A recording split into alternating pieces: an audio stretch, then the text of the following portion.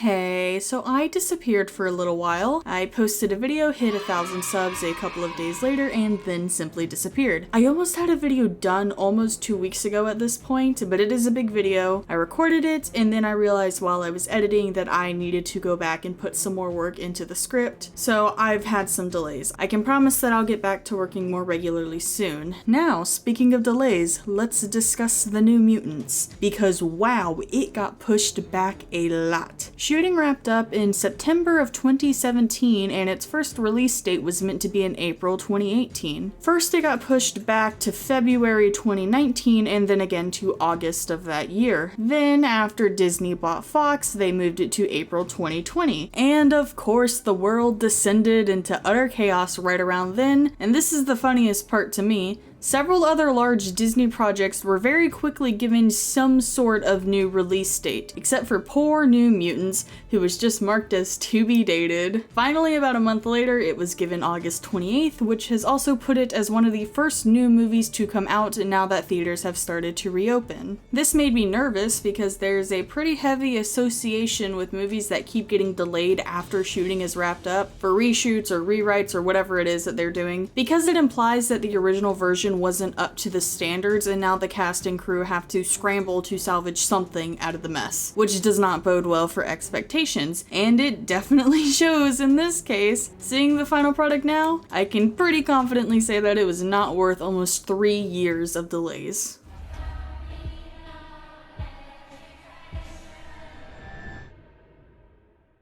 The first thing I want to discuss is the marketing around this film and how I don't think it was a very accurate representation of the final product. The reason a lot of people got talking about the movie was because the first trailer looked a lot like that of a horror film and had little to show in the way of superpowers. This promised something different from the usual Marvel or X-Men film, and people were excited to see that. I was excited to see that. The idea of a horror film set in a superhero universe has so much potential, and it would be really cool to see that executed. Now, there are definitely horror elements in the film, but a very key aspect of a horror film is tension. This movie has absolutely no tension. You know exactly what is going to happen by the end of the film as soon as the premise is introduced. The only real mystery or unknown in the film is exactly what Danny's mutant power is, but the overall plot and the safety of the characters is never at stake. And even then, the horror elements only really get going in like the last 30 minutes of the film.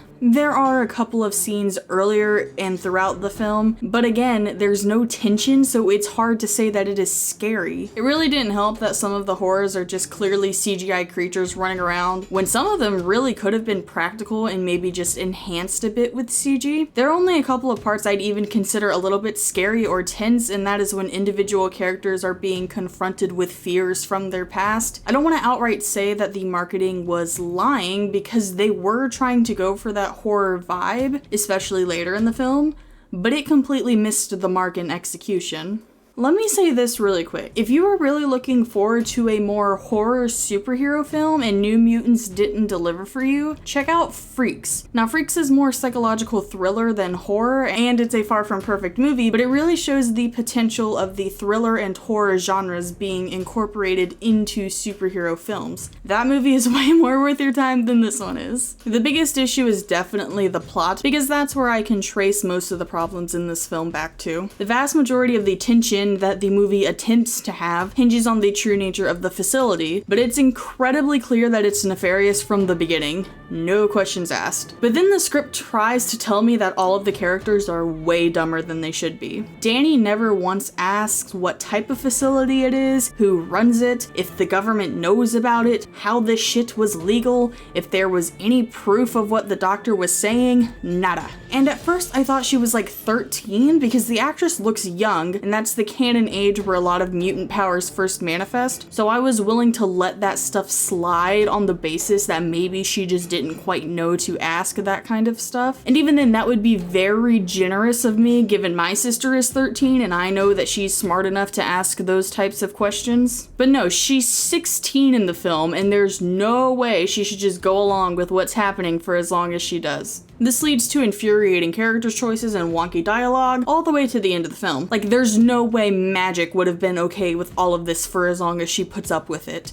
I am very positive that Magic would have gotten suspicious and snooped to find the files way before Danny ever got there. And why couldn't Magic just teleport herself into the office or out of solitary confinement whenever she wanted? We see her do it later in the film, so there's absolutely no reason for her to not do it before, especially when it is a big part of her characterization that she has a problem with authority and she's suspicious of the doctor and she hates being there. The script is a perfect example of having way too many easy solutions for the problems at hand, to the point that the only reasonable explanations for that kind of stuff is that characters are idiots or writers don't know what they're doing. And all of the world building and explanations suck regarding this facility. So I got the impression that this place was very hush hush, people aren't supposed to know about it, especially people like the X-Men, because they wouldn't allow stuff like that to happen. But then it's mentioned that Roberto's parents in Brazil knew about the place and sent him there, so they somehow knew about it. And the fact that the doctor seems to just be trying to teach these kids to be upstanding and responsible citizens is hella confusing with the true intentions. If you wanted the kids to be minions for your evil purposes, for the example of Danny, why not do something like tell her that it was her powers that caused the death of the entire tribe, and now there was a hunt for her, and this facility wanted to protect her and teach her how to use those powers and how to control them. That seems like a much more probable setup that could come across as good intentions while the knife is twisted to make the kids hate humanity more and turn them into those desired killers that the program apparently wanted to make them. The entire setup and plot completely falls apart the second you think about it more than a few seconds. It's not done very well, and on top of that, there are a bunch of added details that only continue to make things not make any sense. The whole movie is incredibly frustrating. Also, I need to discuss how the main theme and moral of this movie was a fucking meme. It's the whole inside of you there are two wolves fighting.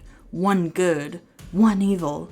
The one you feed wins, except they changed wolves to bears. And it's not a bad moral on its own. It's not. But it was memed to death because it was posted by every 14-year-old with a Tumblr blog because it was #deep.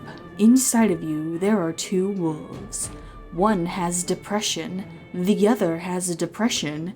You have depression. The movie starts and ends on that whole proverb, and it was unintentionally hilarious to me, especially at the end, because the whole two bears fighting thing could have been left at that. But when the final line of the film was, whichever one you feed, I was like, there it is. They said it. They said the thing. The performances were okay. Anya Taylor-Joy, Dr. Reyes, and Sam, I do not remember those two actors' names off the top of my head, were the best three. Maisie Williams and Blue Hunt, who played Rain or Wolfsbane and Danny, respectively, seemed a bit more off to me. I can't really comment about Blue Hunt given I haven't seen her in anything else, but given I have seen Maisie Williams in Game of Thrones a lot, I am pretty confident in saying that it was the directing and the writing, because they are the two on screen the most and ended up having some of the weirdest dialogue, and Danny came across as really dumb in the movie given what the script needed her to say and do, and I can't fault the actor for that. Everything with Magic was pretty great. She was the most compelling character and the best acted by a decent margin, though I may be a bit biased because I am a massive simp for Anya Taylor-Joy.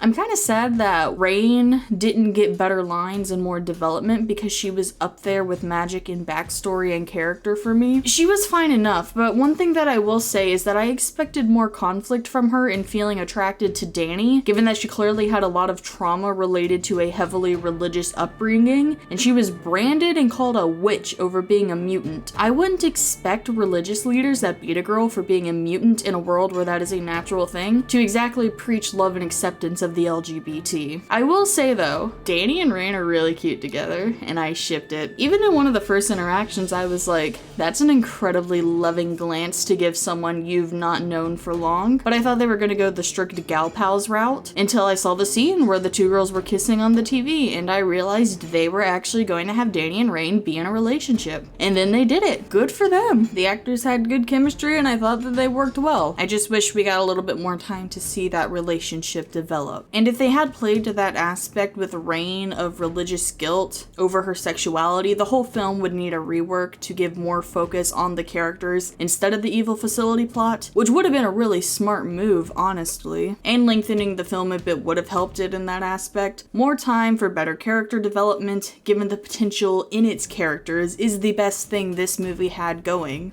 This also would have been an easy way to make the film much more horror-oriented and deliver on that promise that the first trailer gave. By focusing on the traumatic past these kids had related to their mutant powers and how they had to overcome this and be faced directly with it when Danny was brought there and unknowingly started manifesting these fears. But instead of letting this concept run wild, we're bogged down by this stupid, is the clearly evil facility evil plot. They needed an excuse to have all of the kids trapped in one place, so they made this half-baked plot surrounding where they were trapped and how they had to figure out that they were being conned and needed to escape, and then just focused on that part way too much. If they made the pasts of the main cast a bigger focus, this could have been an effective horror superhero film. They didn't even utilize their whole cast as is. Roberto barely had anything to do in the movie at all. Sam was also underutilized, though he did at least have more of a presence and character than Roberto, so there's that, I guess. The movie definitely could have benefited from a longer runtime and being more character driven, but I also think this movie could have really gone there with an R rating. I know a lot of people think that when someone says they would like to see an R rating, they just want more gore and nudity, and those people definitely exist. But these kids clearly have some really dark past that they are trying to deal with, and moving into the R rating territory would give so many more opportunities with the horror elements. There's the idea of the infamous PG-13 horror film, because they're normally boring and watered down. New Mutants wanted the best of both worlds of being a highly marketable, highly accessible superhero film while attracting the horror crowd, but they didn't go far enough in either direction to do it justice. It's stuck between these two worlds. Unfortunately, New Mutants just fell flat, and I can't believe that I was mildly excited about it for 3 years just to get this muddled mess that was barely what was promised. There are elements I enjoyed, but none of them were fully realized, which is unfortunate. It's been a while since I've seen the other X-Men films, but this might be my least favorite. The Wolverine's pretty bad though. I have not seen Dark Phoenix though. I had a ticket for that and then I got ill right before I was supposed to go into the theater. And if the reviews are to be believed, that was a mercy. I won't say don't see it on the basis of overall quality, just because there are some positive qualities to it, and I can see it being really enjoyable to some people, but know that it's not what it was sold as, and the plot is really, really dumb. That pretty much summarizes my quick thoughts. Be sure to let me know what you guys thought of it below if you enjoyed the video, and I hope you have a great day, and I hope to see you in the next one. See ya!